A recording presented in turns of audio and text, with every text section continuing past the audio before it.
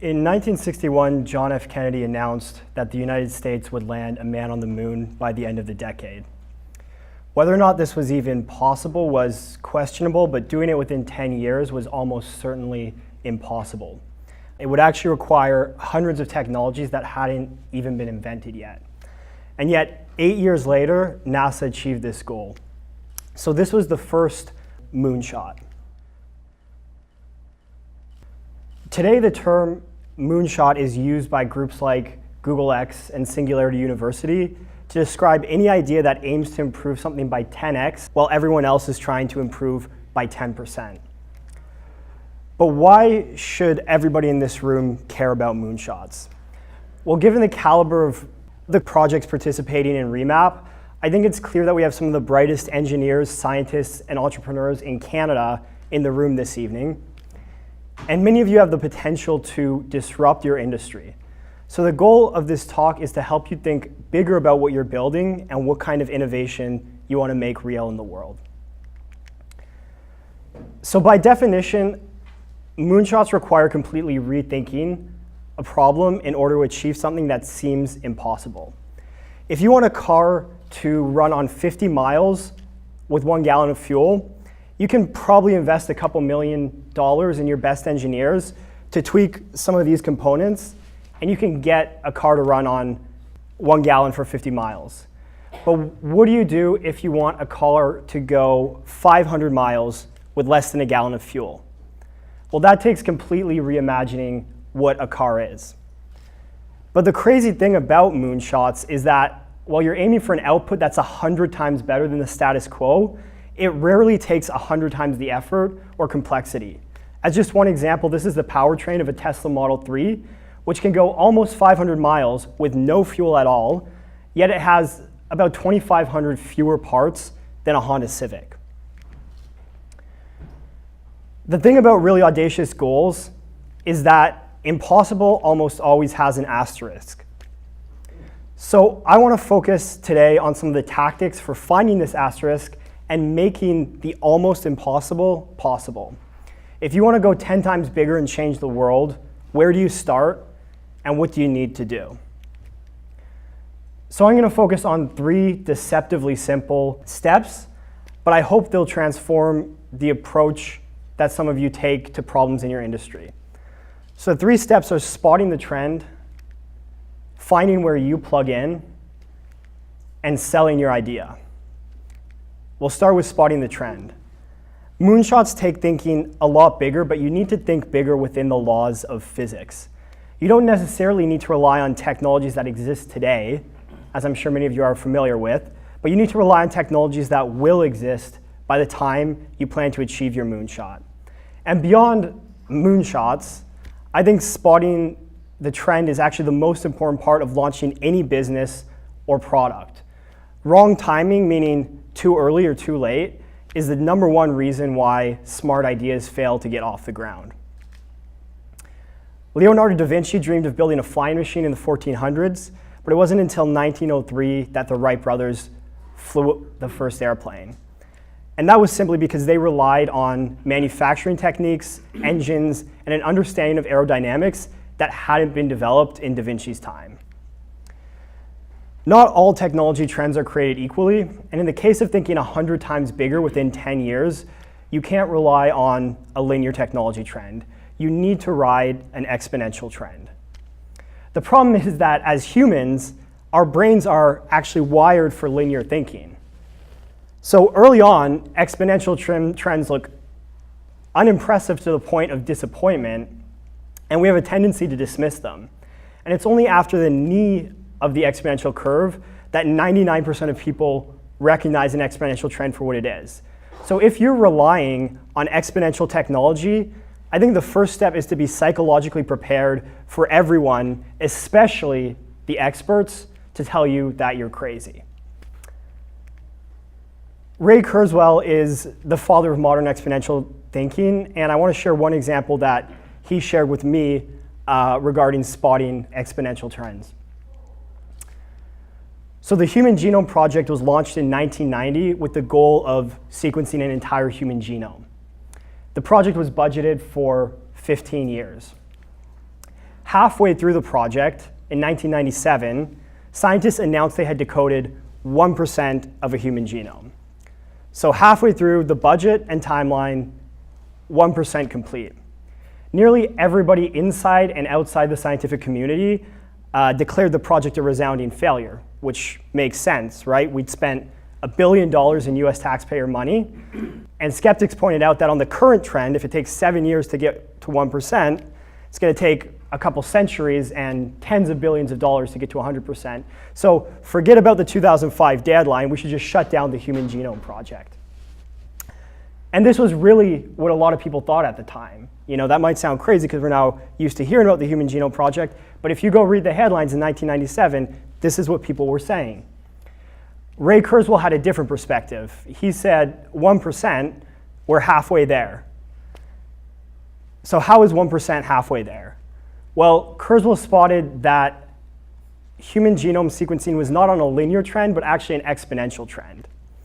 And leading up to the 1% milestone, progress had roughly been doubling each year. And it turns out if you project forward from this trend, 1% turns into 100% in less than 7 more doublings. So 2% the next year, 4% the year after, 8, 16. We're all familiar with how an exponential trend is supposed to look. So who was right? What happened? Did it take 7 years to finish the Human Genome Project? No, it actually took 6 years. In 2003, the project was completed 2 years early and under budget. Scientists had sequenced 100% of a human genome. Again, less than 6 years after the 1% milestone. When the Human Genome Project was completed, it took $100 million to sequence a single human genome. But the exponential trend did not stop there. By 2008, the cost of sequencing a genome dropped to $1 million, then $10,000 in 2011, and now it's about to drop below $1,000. This trend is on a log chart, you'll notice. So this is not a linear chart. Each threshold on the y-axis is a 10 times decrease. To give you an idea of the scale of this advancement, this is what Moore's law looks like on this chart. So you have double or triple Moore's law advancement at some point. In the next 5 years, the cost of sequencing all your DNA will be less than the cost of flushing a toilet. So we could put a DNA sequencer in every toilet or on every toothbrush. And there's a whole host of moonshots that could be built on this technology alone, being able to sequence your DNA several times a day, every day. It used to cost $100 million. Now it's going to cost a couple cents. So what about a trend that's happening now? Well, let's look at the industry that my company, ChargeLab, and Plug and Drive, our host tonight, are working on, electric vehicles. Last year, 1% of all new vehicles sold in the United States and Canada were electric. So understandably, I was pretty thrilled about this milestone, but I can tell you firsthand that the vast majority of investors and business analysts did not share my excitement about a 1% market penetration. And even the experts I talked to, the experts you talk to anywhere, told me, don't be too optimistic, it's going to be decades before EVs are adopted by the mainstream. But let's just look at the trend. In 2011, EVs were sold in the US and Canada for the first time, the modern iteration of EVs, that is. That year, EVs made up 0.1% of total sales.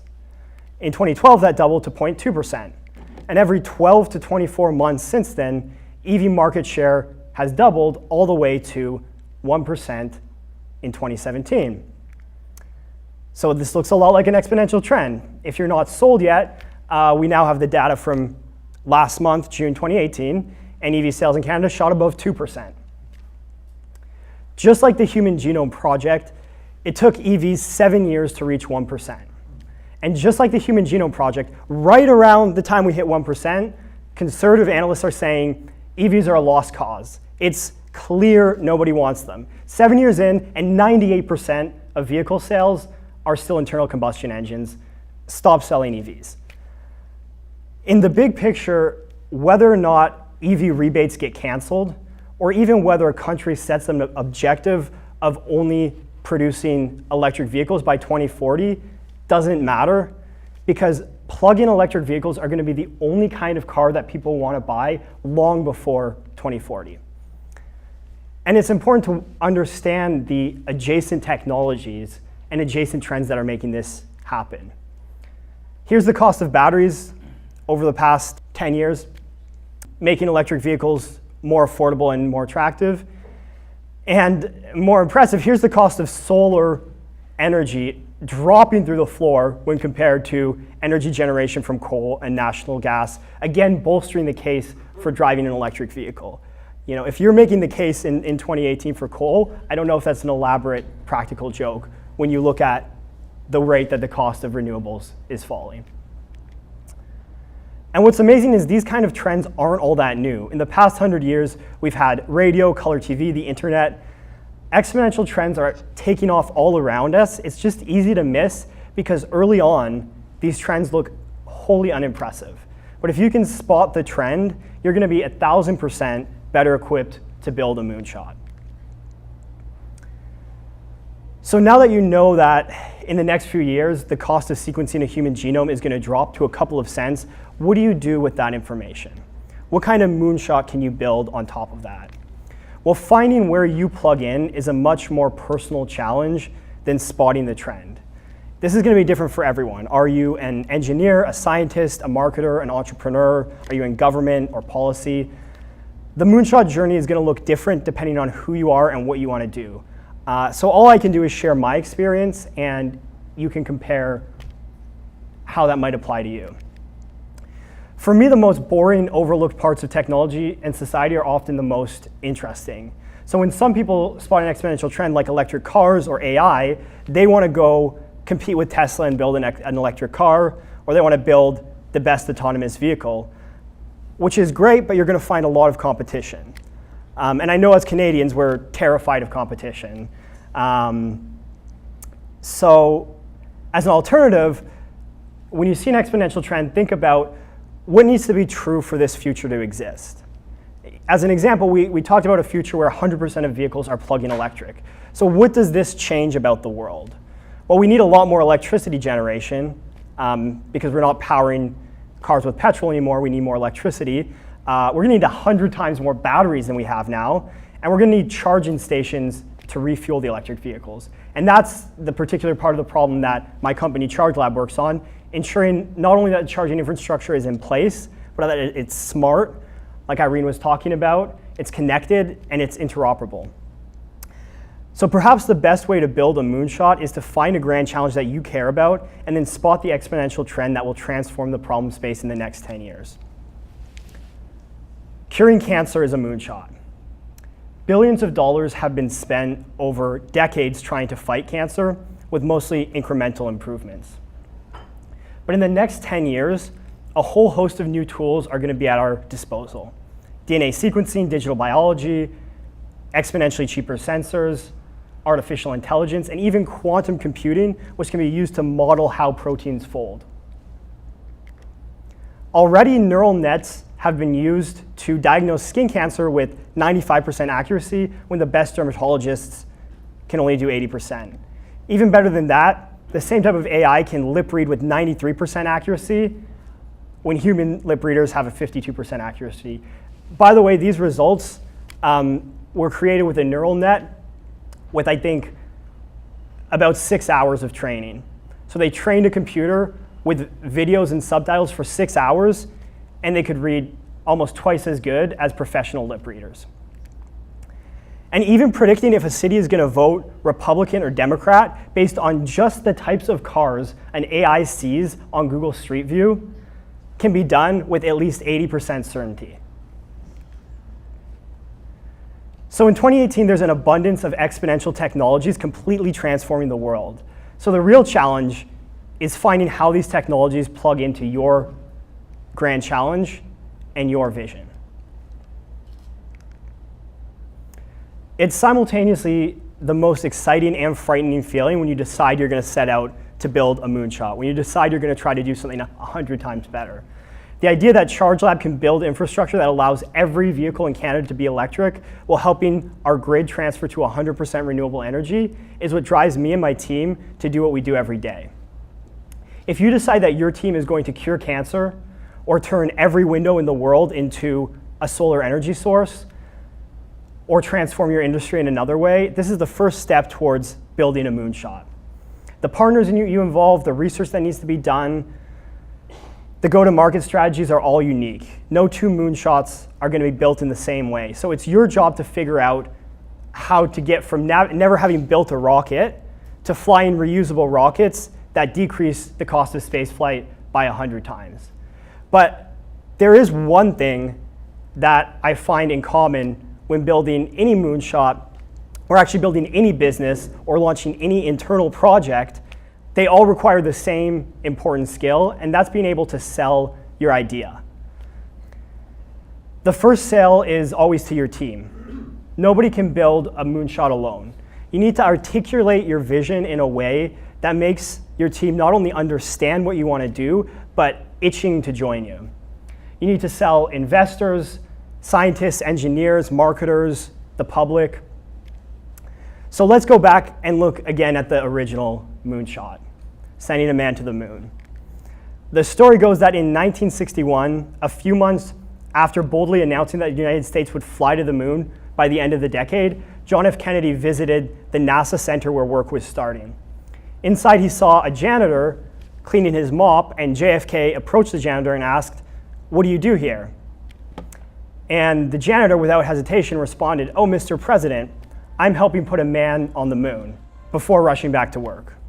So you need to tell a story that will make your vision as real and understandable for your chief scientist as it will for the general public. So I like charts, and I'm going to finish with one more chart. And what I want to suggest is that right now we're living through a technological inflection point. This inflection point is caused by the fact that every technology we've invented to date makes it easier to advance the next technology. Computers are exponentially better at doing math than humans. So after we had computers, we made 100 times more discoveries in physics and chemistry and biology.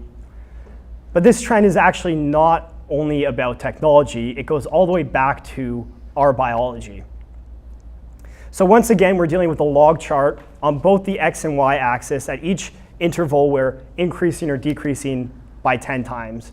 So 10 to the power of 10 is 10 billion years ago.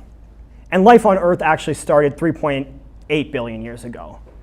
3.8 billion years ago, we had single-celled organisms, and not much happened. Not much happened for 3.2 billion years. But then 3.2 billion years after life, we got multicellular organisms. We didn't wait around for another 3.2 billion years to happen, because within a couple hundred million years, you had mammals. And then with tens of millions of years, you had primates. And if you follow this log chart, you get to where we are today. Once we had electricity, every other technology that we use today, everything that's in this room, exploded within 100 years. So what this means is technology is not only changing, but the rate of change is accelerating. This is what I mean when we talk about an inflection point. Putting this another way, in the next 10 years, technology will advance more than it has in the last 100 years combined. Not in the next 15 years, not in the next 20 years. In the next 10 years, we'll go from rotary telephones to iPhones. That's what we're going to get from now to 2028. So I hope if you have one takeaway, it's that there has never been a better time in human history to think bigger.